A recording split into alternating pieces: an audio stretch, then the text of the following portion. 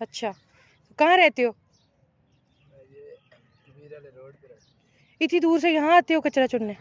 वैसे इधर ही रहते हैं, अच्छा रात को इधर ही सो जाते हैं। अच्छा, तो फैमिली भी है? कितने बच्चे हैं? एक बच्चा है। एक बच्चा?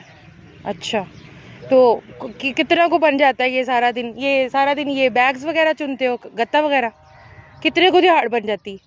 जैसे 7-8 700-800 बन जाता है? अच्छा, डेली आते जाते हो? अच्छा, सही। ये पकड़ो, भाई की कोई हेल्प करते हैं, ये भी पकड़ो। अच्छा, आपकी कोई मदद कर दूँ? इजाज़त है?